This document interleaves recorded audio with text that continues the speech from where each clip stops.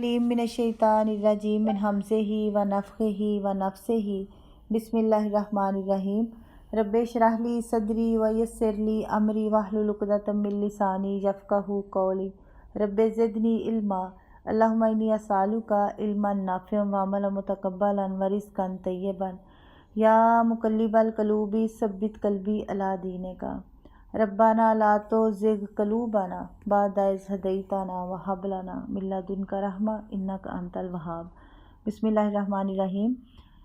سورۃ العنکبوت 20واں پارہ اور آیت نمبر 23 آیت نمبر ہے۔ والذین، اور وہ لوگ، کفروا، جو کفر کرتے ہیں، بآیات اللہ، 7 آیات اللہ کی، ولقائہ، اور اس کی ملاقات کی،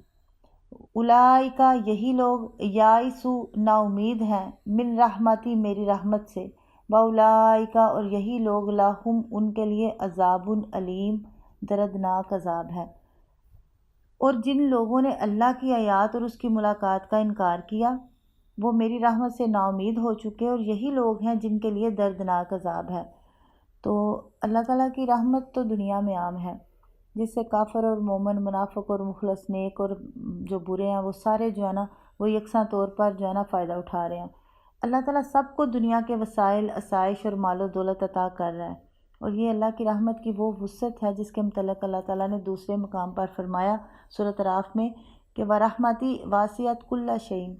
اور میری رحمت نے ہر چیز کو گھیر لیا ہے۔ لیکن آخرت چونکہ دارالجزا ہے، انسان نے دنیا کی کھیتی میں جو کچھ بویا ہوگا اس کی فصل اسے وہاں کاٹنا ہوگی، جیسے عمل کیے ہوں گے ویسی ہی جزا اسے وہاں ملے گی۔ اللہ کی بارگاہ میں جو بے لاگ فیصلے ہوں گے، دنیا کی طرح اگر آخرت میں بھی نیک و بد کے ساتھ یکساں سلوک ہو اور مومن اور کافر دونوں ہی رحمت الہی کے مستحق قرار پائیں، تو اس سے ایک تو اللہ تعالیٰ کی جو صفت ہے نا عدل، اس پہ حرف آتا ہے، اور دوسرا قیامت کا مقصد ہی فوت ہو جاتا ہے۔ قیامت کا دن تو اللہ نے رکھا ہی اس لیے ہے کہ وہاں نیکوں کو ان کی نیکیوں کے صلے میں جنت اور بروں کو ان کی برائیوں کے بدلے میں جہنم دی جائے۔ اس لیے قیامت والے دن اللہ تعالیٰ کی رحمت صرف اہل ایمان کے لیے خاص ہوگی، جیسے یہاں بھی بیان کیا گیا کہ جو لوگ آخرت اور دوبارہ یعنی کہ اللہ تعالیٰ کے ملنے کے انکار میں ہوں گے، منکر ہوں گے، وہ میری رحمت سے نا امید ہوں گے، یعنی ان کے حصے میں اللہ کی رحمت نہیں آئے گی۔ تو سورہ اعراف میں جو ہے نا اس میں فرمایا کہ اس میں یہ ہے کہ سو میں یہ رحمت آخرت میں ان لوگوں کے لیے لکھوں گا جو متقی، زکوٰۃ ادا کرنے والے اور ہماری آیتوں پر ایمان رکھنے والے ہوں گے۔ اس صورت کی آیت جو ہے نا آتی ہے آیت نمبر 5 میں، من کانا یرجو لقاء اللہ فإن اجل اللہ لآت۔ میں اللہ کی رحمت، اس میں تو یہ ہے نا کہ اللہ کی رحمت کی امید رکھنے والوں کا بیان ہے، تو اس جو آیت میں نا اللہ کی رحمت سے نا امید لوگوں کا بیان ہے۔ اصل میں جو ہے نا اللہ کی رحمت سے نا امید جو ہے نا وہ تو صرف شیطان ہی ہوتا ہے، مومن تو کسی صورت اللہ کی رحمت سے نا امید نہیں ہوتا، اس کو تو ہر لمحہ امید ہے اس کی رحمت کی۔ تو دوسرا یہ ہے کہ اللہ جو ہے نا بڑا ہی مہربان اور نہایت رحم کرنے والا ہے، یعنی کہ الرحمن الرحیم۔ الرحمن وہ دنیا میں ہے، یعنی کہ وہ سب کے لیے جو ہے نا وہ سب کو سارا کچھ دے رہا ہے، اس کے شرک کے باوجود، اس کی نافرمانیوں کے باوجود، سارا کچھ کرنے کے باوجود۔ لیکن رحیم جو ہے نا وہ آخرت میں ہوگا، جو نہایت رحم جو ہے نا وہ اس میں صرف وہ متقیوں کے لیے جو کرنا ہے، ادھر صرف وہ مومنین کو ہی رحم ملے گا۔ اگلی آیت میں فرمایا فما کانا جواب قومہ ہی، پس نہیں تھا جواب اس کی قوم کے پاس، الا مگر، ان قالو، یہ کہ کہنے لگے، لقتلوہ، اسے قتل کر ڈالو، او حرقوہ، یا اسے جلا دو، فانجاہ اللہ، تو نجات دی اس کو اللہ نے، من النار، آگ سے، ان بے شک، فی ذالک، بیچ اس کے، لآیۃ لقوم یؤمنون، بیچ اس کے یقیناً بہت سی نشانیاں ہیں واسطے قوم ایمان رکھنے والے کے، یا ان کے لیے جو ایمان رکھتے ہیں۔ یعنی پھر اس کی قوم کا جواب اس کے سوا کچھ نہیں تھا کہ انہوں نے کہا کہ اسے قتل کر دو یا اسے جلا دو، تو اللہ نے جو ہے نا اسے آگ سے بچا لیا، اور بے شک اس میں ان لوگوں کے لیے یقیناً بہت سی نشانیاں ہیں جو ایمان رکھتے ہیں۔ یہ نا حضرت ابراہیم علیہ السلام کا آگے سے نا جو واقعہ ہے، وہ ابراہیم علیہ السلام کی قوم کے جو لوگ نا توحید اور آخرت کے متعلق ان کے دلائل کا جواب نہ دے سکے جو انہوں نے پیش کیے تھے، یہ تو دلائل تقریباً سارے پتہ ہی ہے نا کہ میرا رب جو ہے وہ سورج جو ہے نا وہ مشرق سے لے کے آتا ہے، تو مغرب سے لے آ، اور بھی اس طرح کے بڑے دلائل تھے جن کا وہ جواب نہ دے سکے، تو وہ انہوں نے کیا کیا، تشدد پر اتر آئے۔ اور جو جتنے بھی یہ باطل پرست ہوتے ہیں نا، ان کا یہی شیوا ہوتا ہے کہ ان کے پاس دلیل کا جواب دلیل نہیں ہوتا، بلکہ یہ ہوتا ہے کہ مار دو یا جلا دو۔ تو اللہ تعالیٰ نے ابراہیم علیہ السلام کا ان کے بتوں کو توڑنے کا واقعہ جو ہے نا، وہ تو یہاں نہیں بیان کیا، وہ واقعہ بھی بتوں کے باطل ہونے کی ایک عملی دلیل تھا۔ جب وہ علمی اور عملی دلائل کے مقابلے میں لاجواب ہو گئے تو سب نے اتفاق کے ساتھ انہیں ختم کرنے کا فیصلہ کیا۔ تاہم اس میں اختلاف تھا کہ انہیں ختم کرنے کا طریقہ کیا ہو، تو وہ آپس میں مشورہ کرنے لگے کہ اسے قتل کر دو یا جلا دو۔ آخری فیصلہ یہی ہوا کہ اسے عبرتناک طریقے سے جلا دو، کیونکہ وہ انہیں زیادہ سے زیادہ اذیت پہنچانا چاہتے تھے۔ اس کے لیے انہوں نے باقاعدہ ایک عمارت بنا کر اسے ایندھن سے بھر کر آگ سے جلا دینے کا اہتمام کیا۔ سورہ صفات میں آتا ہے نا کہ انہوں نے کہا کہ اس کے لیے ایک عمارت بناؤ، پھر اسے بھڑکتی ہوئی آگ میں پھینک دو، یعنی کہ یہ انہوں نے جو ہے نا ارادہ کیا۔ اللہ تعالیٰ نے کہا فَانْجَاهُ اللَّهُ مِنَ النَّارِ، یعنی کہ بچا لیا اس کو اللہ نے آگ سے۔ تو اس جملے سے جو ہے نا یہ بات خود بخود واضح ہو رہی ہے کہ ان لوگوں نے آخر کار ابراہیم علیہ السلام کو آگ میں پھینک دیا۔ یہاں صرف اتنا بتایا ہے کہ اللہ نے انہیں آگ سے بچا لیا، مگر دوسری جگہ وضاحت کے ساتھ فرمایا کہ اللہ نے کہا قُلْنَا يَا نَارُ كُونِي بَرْدًا وَسَلَامًا عَلَىٰ ابراہیم، سورۃ انبیاء میں۔ ہم نے کہا کہ اے آگ ابراہیم پر سراسر ٹھنڈک اور سلامتی والی بن جا۔ ظاہر ہے اگر انہیں آگ میں پھینکا ہی نہ گیا ہوتا تو آگ کو یہ حکم دینے کا کوئی مطلب نہیں تھا، نہ یہ بتانے کی ضرورت تھی کہ اللہ تعالیٰ نے انہیں آگ سے بچا لیا۔ باقی یہ جو کہا گیا نا اِنَّ فِي ذَلِكَ لَآیَةً لِقَوْمٍ یُؤْمِنُونَ، کہ ان نشانیوں میں جو سب سے پہلی نشانی تو یہ ہے کہ اللہ تعالیٰ نے نا اپنے بندوں کی آزمائش ضرور کرتا ہے، اور جو جتنا مقرب ہوگا آزمائش اس کی اتنی ہی سخت ہوگی۔ اس واقعہ ہی کو دیکھ لیجئے، اللہ تعالیٰ کے لیے کچھ مشکل نہیں تھا کہ وہ ابراہیم علیہ السلام کی قوم کو ان کے ہاتھ پر ڈالنے، یعنی کہ اگر وہ ان پر ہاتھ ڈالنے ہی نہ دیتا، جیسا کہ موسیٰ علیہ السلام سے فرمایا تھا نا سورۃ قصص میں فَلَا يَصِلُونَ عَلَيْكُمَا، کہ یہ لوگ تم دونوں تک نہیں پہنچیں گے۔ تو اللہ بھی ایسا کر ہی سکتا تھا، حضرت ابراہیم علیہ السلام کی قوم کو بھی ان پر ہاتھ ڈالنے نہ دیتا، اور یہ بھی ممکن تھا کہ ان کی قوم میں سے ان کا کوئی ہمدرد کھڑا کر دیتا، جیسا کہ ہمارے رسول صلی اللہ علیہ وسلم کے لیے ابو طالب کو کھڑا کر دیا، جس نے مشرک ہونے کے باوجود کہا تھا کہ اللہ کی قسم یہ لوگ اپنی جماعت کے ساتھ بھی تم تک نہیں پہنچیں گے حتیٰ کہ مجھے مٹی میں دفن کر دیا جائے۔ مگر اللہ تعالیٰ نے ابراہیم علیہ السلام کے لیے دنیا کا کوئی سبب یا ذریعہ نہیں رہنے دیا جس کے ساتھ وہ آگ میں جلنے سے بچ جائیں۔ یہاں آزمائش اور امتحان میں ابراہیم علیہ السلام کی کمال کامیابی ظاہر ہوتی ہے کہ دنیا کا ہر سہارا ختم ہونے اور شعلے مارتی ہوئی آگ سامنے دیکھنے کے باوجود انہوں نے نہ اللہ کی توحید کا دامن چھوڑا، نہ قوم کے سامنے جھکے، نہ کسی غیر کو پکارا۔ زبان سے نکلا تو یہی نکلا، حسبی اللہ و نعم الوکیل، بخاری کی یہ حدیث ہے۔ تو یعنی مجھے اللہ کافی اور وہ اچھا کارساز ہے۔ دوسری نشانی یہ ہے کہ جب اللہ تعالیٰ نے ابراہیم علیہ السلام کا صدق آزما لیا، دل کی سچائی کو آزما لیا، تو آگ کو ان کے لیے برد السلام بنا دیا، حالانکہ اس کا کام ہی جلانا ہے۔ آگ کا کام کیا ہے؟ جلانا۔ اور دنیا کے تمام ظاہری اسباب ختم ہونے کے باوجود کلمہ کن کونی بردم و سلامہ کے ساتھ انہیں بچا لیا۔ تیسری نشانی یہ ہے کہ جس اللہ نے دنیا کی تمام چیزوں میں مختلف خاصیتیں رکھی ہیں، وہ اپنے خاص بندوں کے لیے ان میں ان کی الٹ خاصیتیں بھی پیدا کر سکتا ہے یا پیدا کر دیتا ہے۔ پانی کا کام کیا ہوتا ہے؟ بہنا۔ وہ اللہ کے حکم سے موسیٰ علیہ السلام اور بنی اسرائیل کی نجات کے لیے الگ الگ پہاڑوں کی شکل میں کھڑا ہو گیا۔ آگ کا کام جلانا ہے، لیکن اللہ کے حکم سے وہ ابراہیم علیہ السلام کے لیے گلزار بن گئی۔ چوتھی نشانی یہ کہ وہی مشرکین جنہوں نے ابراہیم علیہ السلام کو پکڑا، باندھا اور آگ میں پھینک دیا، آگ سے نکلنے کے بعد انہیں ذرہ برابر نقصان نہیں پہنچا سکے۔ حالانکہ کچھ مشکل تو نہیں تھا کہ وہ انہیں پھر قید کر دیتے یا قتل کر دیتے، مگر یہ اللہ تعالیٰ کا زبردست ہاتھ تھا جس کے زیر حفاظت وہ ان کا بال بھی بیکا نہ کر سکے۔ پانچویں نشانی یہ کہ اتنا بڑا معجزہ دیکھنے کے باوجود ان کی قوم کے لوگ کفر پر اڑے ہی رہے۔ اس سے یہ بات معلوم ہوئی کہ جب کوئی قوم انکار پر اڑ جاتی ہے تو بڑے سے بڑا معجزہ بھی انہیں کوئی نفع نہیں دیتا۔ اس سے اللہ تعالیٰ کے اس فرمان کا سچ ہونا ثابت ہوتا ہے۔ سورۃ بقرہ کی آیت ہے نا، ان الذین کفروا سواء علیہم انذرتہم ام لم تنذرہم لا یؤمنون، کہ بے شک جن لوگوں نے کفر کیا ان پر برابر ہے، خواہ تو انہیں ڈرا یا نہ انہیں ڈرا، وہ ایمان نہیں لائیں گے۔ اسی لیے فرمایا کہ اس واقعہ میں ان لوگوں کے لیے بہت سی نشانیاں ہیں جو ایمان رکھتے ہیں۔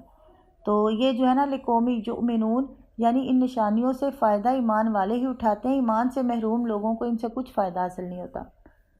وقالا، اور کہا، انما، بے شک، انما اتخذتم من دون اللہ، بے شک پکڑا ہے تم نے یا بنا لیا ہے تم نے من دون اللہ اللہ کو چھوڑ کر اوثاناً بتوں کو، یعنی بتوں کو جو بت بنائے ہیں، موداتا بینکم یعنی دوستی آپس کی میں، فی الحیات دنیا بیچ زندگی دنیا کی، ثم پھر یوم القیامہ قیامت کے دن یکفر کفر کرے گا بعضکم ببعض بعض تمہارا ساتھ بعض کے، ویلعنُ اور لعنت کرے گا بعضکم بعض تمہارا بعض سے، ومأواکم النار اور ٹھکانہ ہے تمہارا آگ، وما لکم من الناصرین اور نہیں ہے تمہارے لیے کوئی مدد کرنے والا۔ اور اس نے کہا بات یہی ہے کہ تم نے اللہ کے سوا بت بنائے ہیں دنیا کی زندگی میں آپس کی دوستی کی وجہ سے، پھر قیامت کے دن تم میں سے بعض بعض کا انکار کرے گا اور تم میں سے بعض بعض پر لعنت کرے گا، اور تمہارا ٹھکانہ آگ ہی ہے اور تمہارے لیے کوئی مدد کرنے والا نہیں۔ ابراہیم علیہ السلام نے آگ سے نکلنے کے بعد بھی قوم کو نصیحت نہیں کرنا چھوڑی، بلکہ سمجھایا کہ تمہارے ان بتوں کو شریک بنانے کی بنیاد کوئی عقلی یا نقلی دلیل نہیں، محض ایک دوسرے کی دوستی کی وجہ سے تم نے انہیں شریک بنا رکھا ہے۔ یہ صرف اندھی تقلید اور قومی مروت و لحاظ اور باہمی تعلقات کا دباؤ ہے جس کی وجہ سے تم ان کی پرستش پر اڑے ہوئے ہو، مگر تمہاری یہ دوستی اور شرک و کفر پر جو جمع ہونا اور اتحاد ہونا صرف دنیا کی زندگی تک ہے۔ ثم یوم القیامات یکفر بعضکم ببعض، پھر یعنی قیامت کے دن تم ایک دوسرے کا انکار کرو گے، تمہاری یہ دوستی شدید دشمنی میں بدل جائے گی اور تم سب ایک دوسرے کو لعنت کرو گے اور تمہارا ٹھکانہ آگ ہی ہے اور تمہاری کوئی مدد کرنے والا نہیں ہوگا، جس طرح کہ سورۃ زخرف میں فرمایا کہ سب دلی دوست اس دن ایک دوسرے کے دشمن ہوں گے سوائے متقی لوگوں کے، اور سورۃ اعراف میں فرمایا جب بھی کوئی جماعت آگ میں داخل ہوگی اپنے ساتھ والی کو لعنت کرے گی، یہاں تک کہ جس وقت سب ایک دوسرے سے آ ملیں گے تو ان کی جو پچھلی جماعت ہے نا اپنے سے پہلی جماعت کے متعلق کہے گی اے ہمارے رب ان لوگوں نے ہمیں گمراہ کیا تو انہیں آگ کا دگنا عذاب دے، فرمائے گا سبھی کے لیے دگنا ہے اور لیکن تم نہیں جانتے۔ اور سورۃ احزاب میں فرمایا اور کہیں گے کہ اے ہمارے رب بے شک ہم نے اپنے سرداروں اور اپنے بڑوں کا کہنا مانا تو انہوں نے ہمیں اصل راہ سے گمراہ کر دیا، کوئی بہانہ کوئی معاملہ کچھ نہیں چلے گا۔ فآمن لہ لوط، تو ایمان لائے اس کے لیے لوط، وقال اور کہا انی مہاجرن بے شک میں ہجرت کرنے والا ہوں، الی ربی طرف اپنے رب کی، انہ بے شک هو العزیز الحکیم وہی غالب اور حکمت والا ہے۔ تو لوط اس پر ایمان لے آیا اور اس نے کہا بے شک میں اپنے رب کی طرف ہجرت کرنے والا ہوں، یقیناً وہی سب پر غالب اور کمال حکمت والا ہے۔ ابراہیم علیہ السلام جب آگ سے صحیح سلامت باہر آئے انہوں نے یہ نصیحت کی تو لوط علیہ السلام فوراً ہی ان پر ایمان لے آئے اور ان کے تابع فرمان ہو گئے اور ان کے سوا کوئی اور ان پر ایمان نہیں لایا۔ تو اب یہ ہے کہ یعنی کہ جو تھے نا بعض مفسرین کہتے ہیں کہ لوط علیہ السلام جو تھے نا وہ ابراہیم علیہ السلام کے بانجے اور اکثر نے بھتیجا بیان کیا ہے۔ قابل یقین دلیل ویسے کسی نے بھی ذکر نہیں فرمائی، البتہ یہ بات ظاہر ہے کہ لوط علیہ السلام ان کی قوم اور ان کے شہر کے ہی آدمی تھے۔ وقالا انی مہاجرن الی ربی، ابراہیم علیہ السلام نے جب دیکھا کہ اتنا بڑا معجزہ یعنی کہ دیکھ کر بھی جو ہے نا پوری قوم میں سے صرف ایک شخص ایمان لایا ہے تو ان سے نا امید ہو کر وہاں سے نکل پڑے۔ ان کے ساتھ ان کی بیوی سارہ اور لوط علیہ السلام بھی تھے۔ کچھ خبر نہیں تھی کہ کہاں جانا ہے، اپنا سب کچھ اللہ کے حوالے کرتے ہوئے کہنے لگے میں تو وطن چھوڑ کر اپنے رب کی طرف جانے والا ہوں، وہی سب پر غالب اور کمال حکمت والا ہے، وہی میری حفاظت کرے گا، مجھے غلبہ عطا کرے گا اور جہاں اس کی حکمت کا تقاضا ہوگا مجھے لے جائے گا۔ چنانچہ اللہ تعالیٰ نے نا انہیں ان کی قوم سے نجات دلا کر اپنی حفاظت میں خیریت اور سلامتی کے ساتھ جو ہے نا سرزمین شام میں پہنچا دیا، جس طرح سورۃ انبیاء میں آتا ہے کہ ہم نے اسے اور لوط کو اس سرزمین کی طرف نجات دی جس میں ہم نے جہانوں کے لیے برکت رکھی ہے۔ تو قرآن مجید میں نا ارض مبارک سے مراد جو ہے نا وہ شام کی زمین ہوتی ہے، تو سورۃ بنی اسرائیل میں بھی ہے۔ تو ان کے ہجرت کر جانے کے بعد قوم پر جو یعنی گزری اس کے لیے سورۃ انبیاء کی آیات جو ہے نا وہ اس میں بھی ہے، اور بعض مفسرین نے لکھا ہے کہ ابراہیم علیہ السلام کی ہجرت کے بعد نا اللہ تعالیٰ نے ایک فرشتے کو نمرود اور اس کی قوم کی ہدایت کے لیے بھیجا، تو اس پر بھی جب یہ لوگ سرکشی سے باز نہ آئے تو ان پر مچھروں کا عذاب نازل ہوا۔ یہ مچھر ان لوگوں کا جو ہے نا وہ سب خون پی گئے، گوشت اور چربی سب کھا گئے، خالی ہڈیاں زمین پر گر پڑیں، مگر نمرود کے دماغ میں ایک مچھر چڑھ گیا جس کے سبب سے اس کے سر پر ایک مدت تک مار پڑتی رہی۔ اس ذلت کے بعد پھر وہ بھی ہلاک ہو گیا۔ طبری نے یہ بات جو ہے نا ایک تابعی تھے زید بن اسلم ان کے قول سے نقل کی ہے جس کا اسرائیلی روایت ہونا ظاہر ہے، اس لیے اس پر کسی صورت یقین نہیں کیا جا سکتا، نہ ہی اسے قرآن کی تفسیر میں بیان کیا جا سکتا ہے کیونکہ لا ریب کتاب ہے، اس میں کوئی شک نہیں، تو اس کی تفسیر بھی ایسی ہونی چاہیے یعنی کہ اس میں لا ریب ذریعے سے ہی ثابت ہونا ضروری ہے۔ اس عقائد میں یہ بات بھی قابل غور ہے کہ ہمارے کئی سال تک اس مچھر کی وجہ سے نمرود کے سر پر جوتے مرواتے رہتے ہیں، حالانکہ مچھر بیچارے کی کل عمر چند گھنٹوں سے زیادہ نہیں ہوتی۔ مسلم واعظین کی جو ہے یہ عجائب پسندی ہیں اس بات کو ایک مسلمہ حقیقت بنا دیا، یعنی کہ انہوں نے اس بات کو بالکل ایک حقیقت بنا دیا، لیکن حالانکہ اس کی جو ہے صحیح یعنی کہ نبی سے جو احادیث ملتے ہیں ان میں یہ حدیث یا ان سے یہ کوئی ذریعہ نہیں ملتا۔ وَوَهَبْنَا لَهُ اور بخشا ہم نے اس کے لیے اسحاق و یعقوبہ اور یعقوب، وجعلنا اور بنایا ہم نے فی ذریات النبوۃ بیچ اس کی اولاد کے نبوت والکتاب اور کتاب، وَأَتَيْنَاهُ اور دیا ہم نے اس کو اجرہ اس کا اجر فی الدنیا دنیا میں، وَإِنَّهُ فی الآخرات لمن الصالحین اور بے شک وہ بیچ آخرت میں صالح لوگوں میں سے ہے۔ اور ہم نے اسے اسحاق اور یعقوب عطا کیے اور اس کی اولاد میں نبوت اور کتاب رکھ دی، اور ہم نے اسے اس کا اجر جو ہے دنیا میں دیا، اور بے شک وہ آخرت میں یقیناً صالح لوگوں سے ہے۔ تو اس آیت میں ایک یہ ہے کہ وہ یہ کہ اللہ تعالیٰ نے دنیا میں ابراہیم علیہ السلام پر آنے والے تمام مشکل حالات کو ایسے بہترین حالات کے ساتھ بدل دیا جو پہلے حالات سے بالکل الٹ تھے۔ یعنی قوم نے انہیں توحید کی دعوت کی وجہ سے آگ میں پھینکا تو اللہ تعالیٰ نے انہیں اس سے خیر و سلامتی کے ساتھ بچا لیا۔ وہ پوری قوم میں تنہا تھے تو اللہ تعالیٰ نے اس کے بدلے میں انہیں اتنی اولاد عطا فرمائی جس سے دنیا بھر گئی۔ ان کے رشتہ دار خود گمراہ اور مشرک تھے اور دوسروں کو گمراہ کرنے والے اور شرک کی دعوت دینے والے تھے، جن میں ان کا باپ آزر بھی تھا۔ تو اللہ تعالیٰ نے ان رشتہ داروں کے بدلے میں ایسے رشتہ دار دیے جو خود ہدایت یافتہ اور دوسروں کو ہدایت دینے والے تھے۔ یہ ان کی وہ اولاد تھی جن میں اللہ تعالیٰ نے نبوت اور کتاب رکھ دی اور اپنے وطن میں بے وطن تھے، تو اللہ تعالیٰ نے بابرکت زمین شام میں انہیں ٹھکانہ عطا فرمایا۔ ان کے پاس مال و جاہ نہیں تھا تو اللہ تعالیٰ نے انہیں اتنا مال عطا فرمایا کہ وہ اچانک آنے والے چند مہمانوں کے لیے تھوڑی دیر میں بنا ہوا بچڑا لے آتے ہیں، اور جاہ و مرتبہ اتنا عطا فرمایا کہ قیامت تک آخری رسول محمد صلی اللہ علیہ وسلم پر درود کے ساتھ ان پر بھی درود بھیجا جاتا رہے گا۔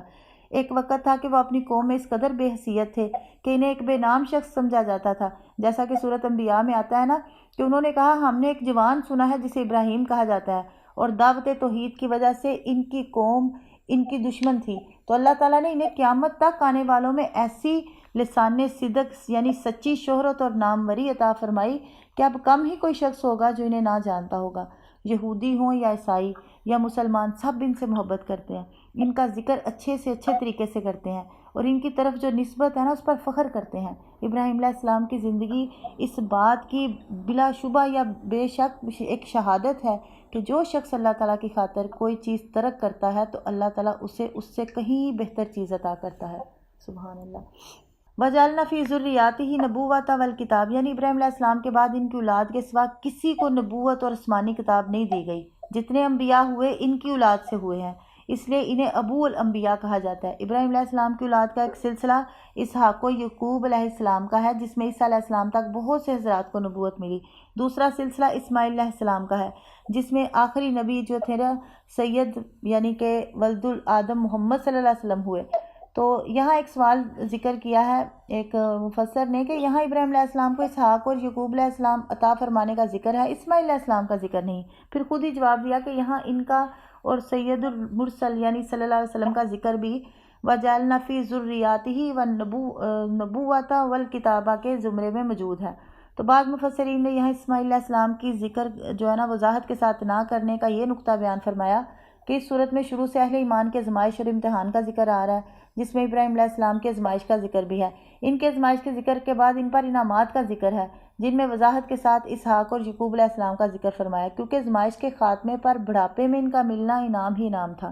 اسماعیل علیہ السلام بھی اگرچہ اللہ تعالیٰ کا انعام تھے، مگر ان کے ساتھ شدید قسم کے امتحانات بھی وابستہ تھے۔ مثلا ایک وادی غیر ذی زر یعنی کوئی کھیتی نہیں، بیابان ویران میں چھوڑنا، انہیں ذبح کرنے کا حکم دینا وغیرہ۔ اس لیے انعام کے تذکرے میں اس کا جو نام ہے وہ وضاحت کے ساتھ ذکر نہیں فرمایا، اگرچہ نبوت اور کتاب عطا کی جانے والی اولاد میں ان کا جو ہے وہ ذکر فرما دیا۔ وَآتَيْنَاهُ أَجْرَهُ فِي الدُّنْيَا اس سے مراد وہ چیزیں ہیں جن کا ذکر اس آیت کے جو ہے شروع میں بیان فرمایا۔ شاہ عبد القادر رحمہ اللہ لکھتے ہیں یعنی دنیا میں اللہ تعالیٰ نے مال، اولاد، عزت اور ہمیشہ کا نام دیا، اور ملک شام ہمیشہ کے لیے ان کی اولاد کو بخشا، یعنی یہ ان کو دنیا میں ملا۔ وَإِنَّهُ فِي الْآخِرَةِ لَمِنَ الصَّالِحِينَ، یعنی دنیا میں دیے جانے والے اجر سے ان کے آخرت کے درجات میں کوئی کمی نہیں ہوئی، بلکہ انہیں صالحین میں شمولیت کا شرف عطا کیا گیا، جس کے حصول کی دعا اللہ تعالیٰ کے جلیل القدر پیغمبر بھی کرتے رہے، جیسے سلیمان علیہ السلام نے دعا کی وَأَدْخِلْنِی بِرَحْمَتِکَ فِی عِبَادِکَ الصَّالِحِینَ، اور اپنی رحمت کے ساتھ مجھے اپنے نیک بندوں میں داخل فرما۔ یوسف علیہ السلام نے دعا کی توفانی مسلم والحقنی بالصالحین، تو یعنی کہ مجھے مسلم ہونے کی حالت میں فوت کر اور مجھے نیک لوگوں کے ساتھ ملا دے۔ اور عائشہ رضی اللہ عنہا سے روایت ہے کہ میں کہتی ہیں میں نے رسول اللہ صلی اللہ علیہ وسلم سے سنا، آپ فرماتے تھے کہ جو بھی نبی بیمار ہوتا ہے نا تو اسے دنیا اور آخرت کے درمیان اختیار دیا جاتا ہے، اور آپ جس بیماری میں فوت ہوئے آپ کو بہت سخت کھانسی ہوئی، تو میں نے سنا آپ کہہ رہے تھے ان لوگوں کے ساتھ ملا دے جن پر تو نے انعام کیا، نبیوں، صدیقوں، شہداء اور صالحین میں سے، تو میں نے جان لیا کہ آپ کو اختیار دے دیا گیا ہے۔ تو اس آیت میں اصل میں نا دین حق کی خاطر صبر کرنے میں ابراہیم علیہ السلام کی پیروی کی ترغیب ہے۔ بلوتن، اور لوت اذ قالا، جب کہا لقومہ ہی اپنی قوم سے، انکم بے شک تم لا تاتون الفاحشات آتے ہو بے حیائی کے لیے، ما سبقاکم نہیں کوئی آگے بڑھی تم سے بہا اس میں من احدن کوئی ایک من العالمین جہان والوں میں سے۔ اور لوط کو بھیجا جب اس نے اپنی قوم سے کہا بے شک تم یقیناً اس بے حیائی کا ارتکاب کرتے ہو جو تم سے پہلے جہانوں میں سے کسی نے نہیں کی۔ تو اس میں یہ ہے کہ ابراہیم علیہ السلام کے ساتھ ہی نا لوط علیہ السلام کا ذکر فرمایا، کیونکہ وہ ان پر ایمان لائے اور دونوں نے اکٹھے ہجرت کی۔ تو لوط علیہ السلام کا واقعہ جو ہے نا ہم پڑھتے آئے ہیں، سورۃ اعراف میں پڑھا، ہجر میں پڑھا، انبیاء میں بھی پڑھا، تقریباً شعراء میں، نمل میں، صفات، آگے بھی آئے گا۔ تو بہرحال اس میں یہ تھا کہ ان کی جو صفت تھی نا وہ یہ تھی کہ اس طرح کا کوئی فعل جو تھا نا وہ پہلے کسی نے جہان والوں میں کسی نے نہیں کیا تھا، یہ ان کی ہی خاصیت تھی۔ اور خاصیت جو تھی وہ آپ جانتے ہیں، اِنَّکُمْ لَا تَأْتُونَ، بے شک تم آتے ہو نہ الرِّجَالَ مردوں سے، وَتَقْطَعُونَ اور کاٹتے ہو سبیلا راستے کو، وَتَأْتُونَ فی اور کرتے ہو فی نادیکم المنکر اپنی مجلسوں میں برائیاں یا برے کام، فما کانا پس نہیں تھا جواب قوم ہی اس کی قوم کے پاس، الا مگر ان قالو یہ کہ کہنے لگے لوتنا تو لے آ پاس ہمارے بے عذاب اللہ عذاب اللہ کا، ان کنتا من الصادقین اگر ہے تو سچوں میں سے۔ تو کیا بے شک تم باقی مردوں کے پاس آتے ہو راستہ کاٹتے ہو اور اپنی مجلس میں برا کام کرتے ہو؟ تو اس کی قوم کا جواب اس کے سوا کچھ نہیں تھا کہ انہوں نے کہا کہ ہم پر نہ اللہ کا عذاب لیا اگر تو سچوں سے ہے۔ تو اصل میں یہ جو ان کی جو قوم تھی نا ان کا فعل جو تھا، ایک تو وہ مردوں کے ساتھ بدفعلی کرتے تھے، دوسرا یہ تھا کہ وہ نا راستہ کاٹنے سے مراد اصل میں نا عام طور پر جو راہ زنی یا ڈاکہ مارنا لیا جاتا ہے، یعنی تمام لوگ مسافروں سے ان کا مال چھین کر انہیں قتل کر دیتے یا ان سے برا فعل کرتے یا زبردستی ان کے ساتھ برائی کا ارتکاب کرتے یا زیادتی کی کوئی بھی صورت اختیار کرتے ہوں جس سے لوگوں کے لیے راہ چلنا جو ہے نا وہ خطرناک ہو جاتا تھا۔ اور دوسرا یہ جو ہے نا وَتَأْتُونَ فِي نَادِيكُمُ الْمُنْكَرَ، یعنی بدکاری اور بے حیائی کے کام یہ چھپ کر نہیں کرتے تھے بلکہ یہ کھلم کھلا اپنے ڈیروں پہ اور ہر ایک کے سامنے کرتے تھے، اپنی مجلسوں میں کھلم کھلا ایک دوسرے کے سامنے کرتے تھے۔ تو اس بات کو سورہ نمل میں بھی اللہ تعالیٰ نے جو ہے نا وہ فرمایا کہ کیا تم اس طرح بدکاری کا ارتکاب کرتے ہو کہ آنکھوں سے اسے ہوتا دیکھ رہے ہوتے ہو، یعنی کہ یہ اس طرح کرتے تھے۔ تو یہ جو کہا گیا نا فما کانا جواب قوم ہی، یہاں ان کی قوم کا جواب یہ ذکر فرمایا ہے کہ انہوں نے کہا ہم پر اللہ کا عذاب لیا اگر تو سچوں سے ہے۔ سورہ اعراف اور سورہ نمل میں ان کا جواب یہ ذکر فرمایا کہ انہوں نے کہا انہیں اپنی بستی سے نکال دو کیونکہ یہ لوگ بڑے پاک باز بنتے ہیں۔ اب ہو سکتا ہے کہ پہلے تو لوط علیہ السلام کے سمجھانے پر انہوں نے بستی سے نکال دینے کی دھمکی دی ہوگی اور پھر ان کے نصیحت سے تنگ آ کر عذاب کا مطالبہ کر دیا ہو، یا ممکن ہے ترتیب اس کے برعکس ہو، یہ تو اللہ ہی جانتا ہے۔ یہ بات تو ظاہر ہے کہ انہوں نے لوط علیہ السلام کو یہ دونوں باتیں کی۔ تو آگے سے انہوں نے کہا کہا رب انصرنی، کہا میرے رب میری مدد کر، علی القوم المفسدین، اوپر قوم مفسد کے یعنی فساد کرنے والوں کے۔ تو اس نے کہا میرے رب ان مفسد لوگوں کے خلاف میری مدد کر۔ تو لوط علیہ السلام نے ان کے ایمان لانے سے مایوس ہو کر یہ دعا کی کہ اے میرے رب ان مفسد لوگوں کے خلاف میری مدد فرما۔ قوم المفسدین جو ہے نا اس کا مطلب ہے کہ مفسد لوگ، اس کا یہ ترجمہ ہے۔ لیکن اللہ کے پیغمبر جب بھی اپنی قوم پر کوئی بد دعا کرتے ہیں نا، یہ وہ اس وقت کرتے ہیں جب انہیں یقین ہو جائے کہ یہ لوگ جو ہے نا ایمان نہیں لائیں گے۔ تو پھر جو ہے نا وہ بد دعا کرتے ہیں۔ بہرحال پھر انہوں نے بد دعا کی، اور پھر جب پیغمبر کوئی دعا کرتے ہیں یا بد دعا کرتے ہیں تو وہ تو قبول ہو کے ہی رہتی ہے انشاءاللہ۔ باقی امید ہے سمجھ آ گئی ہوگی، تو پورا ہو گیا ہمارا۔